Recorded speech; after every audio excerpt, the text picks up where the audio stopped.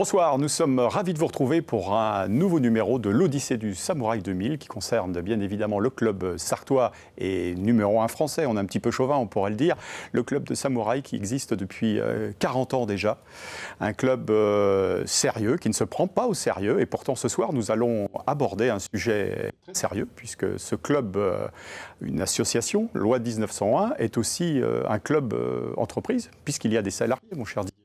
Oui, tout à fait. On est une vraie association et on a employé, on emploie du monde et on a bénéficié, ça ne s'est pas fait en un jour. On a professionnalisé quelque chose qui à l'origine reposait sur des bénévoles et au fur et à mesure des années, on a une dizaine d'équivalents temps plein aujourd'hui et on a bénéficié de tous les dispositifs de l'État, de la région où il y avait des emplois aidés.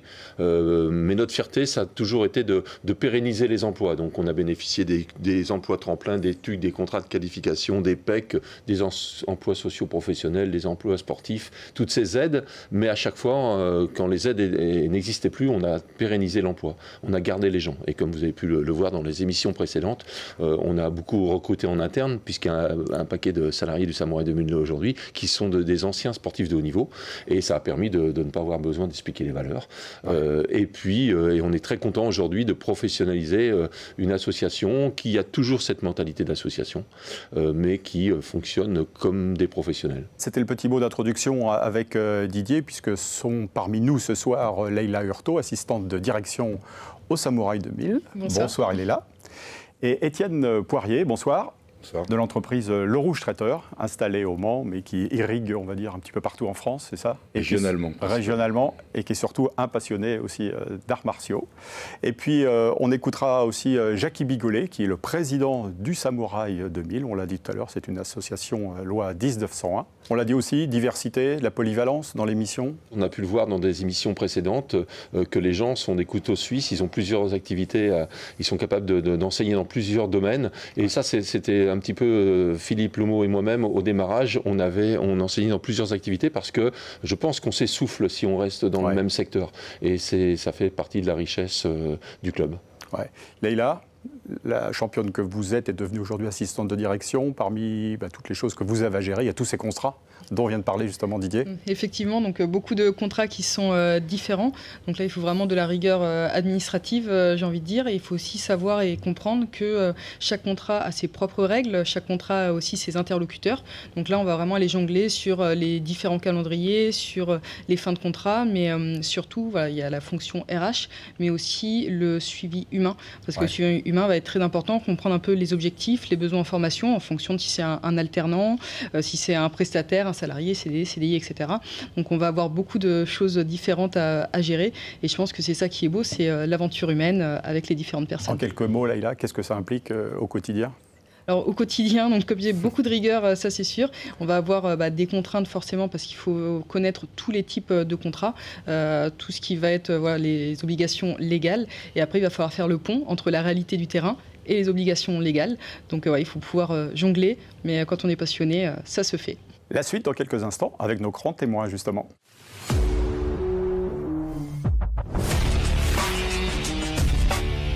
Alors on rappelle justement que le Samouraï 2000 est une association et on va écouter à ce titre son président, Jacky Bigolet. Comment je suis le supérieur hiérarchique d'une équipe de salariés?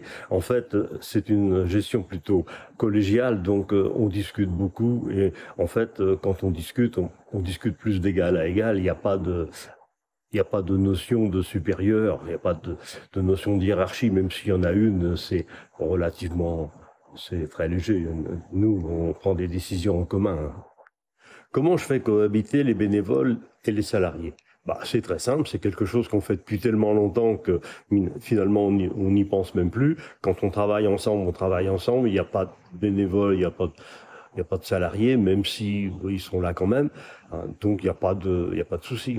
En ce moment, mon rôle de président, c'est essentiellement d'assurer la pérennité du Samouraï 2000, d'assurer la transmission, la montée en compétence des gens, des employés et aussi des bénévoles qui sont dans le conseil d'administration, parce que petit à petit, en clair, je prévois que dans un certain temps, je serai remplacé.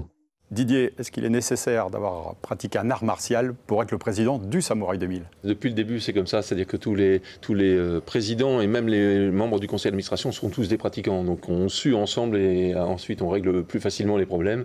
Et Jackie Bigolet, qui est le président actuel, a été un grand chef d'entreprise au Mans, Servilab. Et voilà, il sait mener les hommes, il s'est adapté au modèle associatif, qui n'est pas la même chose qu'une entreprise, mais c'est vraiment quelqu'un qui a énormément de compétences et on est bien heureux que lui, comme les présidents précédents, nous donne la main. Quand vous parlez de chef d'entreprise, on est justement content, heureux d'accueillir Étienne Poirier de l'entreprise Le Rouge Traiteur, ici au Mans.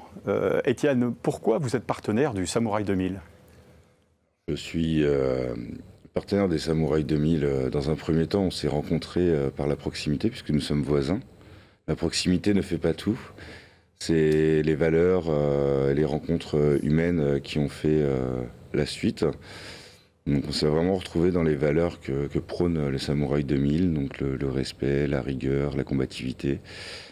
C'est par ce biais-là que nous sommes devenus partenaires, par le biais également de salariés qui étaient déjà, qui avaient mis un pied, qui étaient pratiquants, qui étaient dans cette association.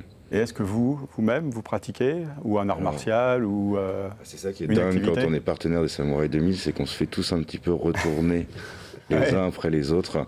Et donc je suis maintenant effectivement adhérent personnellement au Samouraï 2000 depuis peu. Mais il y a de plus en plus de mes salariés qui vont aussi vers ce club. Ça a été une découverte un petit peu, on va parler pas des valeurs du samouraï, mais de cette discipline, de la rigueur qu'il y a aussi au niveau des arts martiaux, lorsque vous avez intégré les cours, on va dire. Est-ce que vous avez été surpris, je veux dire, par rapport à d'autres disciplines sportives, où c'est un peu plus léger, quoi, on va dire? Alors j'ai découvert, disons, les valeurs, j'étais agréablement surpris de découvrir effectivement la rigueur et les valeurs quand je l'ai rencontré et quand j'ai découvert le dojo, quand j'ai pris les cours, j'étais un petit peu moins étonné puisque je connais déjà les gens qui y travaillent et les valeurs humaines qu'ils véhiculent. Mais c'était toujours un plaisir d'y aller et de se dépasser avec ces gens-là. Est-ce que justement les compétences qui sont celles du Samouraï 2000, de ses pratiquants, de ses enseignants, vous les transmettez, vous les inculquez, vous les partagez avec vos collaborateurs aussi, en termes de l'entreprise Le Rouge Traiteur?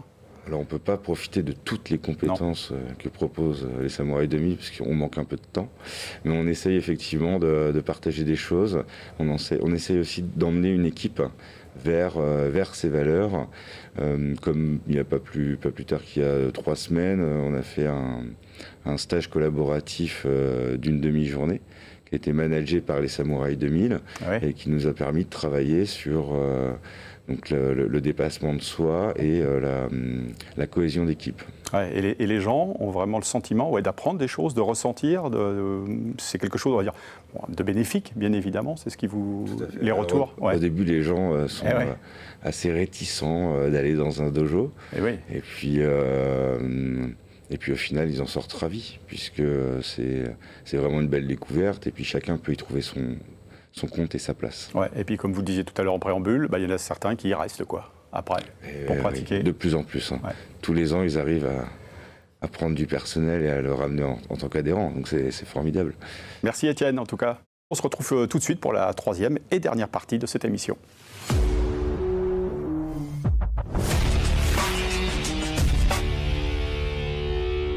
Accompagner les jeunes générations, c'est quelque chose qui se fait, qui se passe aussi au Samouraï 2000, bien évidemment, depuis 40 ans, on va dire, Didier, puisque vous accompagnez les jeunes, vous avez d'abord été pratiquant, mais aussi enseignant, quoi.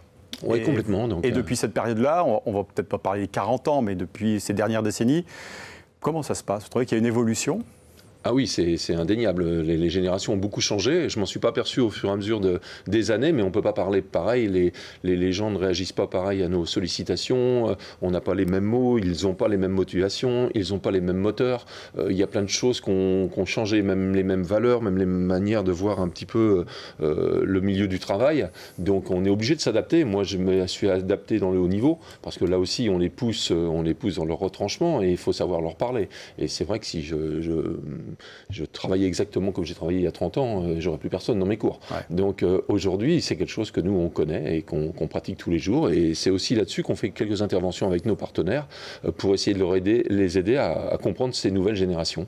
Et pour mieux vous comprendre, heureusement, il y a Leïla qui est la dernière génération, peut-être, plus facile. Pas forcément des plus faciles, du coup. C'est vrai que toutes les générations changent, ce qui est tout à fait normal. Après, il faut juste trouver comment les driver. Et je pense qu'il est vraiment important, ça va être de mettre un cadre. Donc ça, c'est quelque chose qui, dans le haut niveau, existe vraiment et qui a été transposé un petit peu aux autres disciplines. Parce que quand on a un cadre qui est vraiment fixe, on sait que ça, on n'a vraiment pas le droit de déroger. Par contre, à l'intérieur, l'important, c'est de pouvoir vraiment innover et faire ce qu'on veut. Donc ça, je pense que c'est vraiment important, notamment avec les jeunes, parce qu'une fois que le cadre est fixé et que les valeurs sont là, normalement, ça suit derrière. Ouais. Étienne, est-ce que vous acquiescez? Vous êtes d'accord avec ce que vient de dire Leïla? Vous y retrouvez aussi par rapport aux jeunes que vous employez sûrement? Tout à fait, donc les jeunes contrats, et les jeunes étudiants ou les apprentis aussi que nous employons. Alors, les générations se suivent et ne se ressemblent pas forcément. Et, effectivement, il y a des attentes différentes en fonction des générations. Malgré des écarts d'âge qui sont des fois minimes, ça peut être vraiment des attentes complètement différentes. Alors après, chacun reste aussi dans sa différence personnellement. Mais on voit bien qu'on ne peut pas, comme dit Didier, parler à des gens de 50 ans et plus, comme on parle aujourd'hui à des jeunes de 16 ou 20 ans. Comment on fait justement, Didier, pour les intégrer et pour essayer de les fidéliser surtout? Alors je pense qu'aujourd'hui, les jeunes, ils font un peu plus attention aux valeurs de l'entreprise. Jadis, ils veulent savoir pourquoi ils sont là, en quoi ils sont utiles au groupe. Et jadis, on pouvait très bien nous mettre sur un poste et puis dire tu fais ça, si tu le faisais bien, tu te considérais à ta place, quoi. Et aujourd'hui, non, ils veulent comprendre de où ils sont dans le système, quelle est leur place pour être vraiment intégrés et de comprendre. Donc quand on accueille des jeunes, souvent certains chefs d'entreprise oublient de faire la visite globale de l'entreprise pour voir ils sont un maillon, mais un maillon super important, même s'ils n'ont pas un poste à responsabilité. Si eux, ils dysfonctionnent, c'est la totalité de la chaîne qui... Et ça, les jeunes ont un peu plus besoin de comprendre le pourquoi. Voilà, et ça, je pense que c'est plutôt une bonne chose. Ouais. Leïla, pour finir, on a un petit peu de temps. On a parlé du cadre tout à l'heure, on peut parler de l'accompagnement, qui est très important.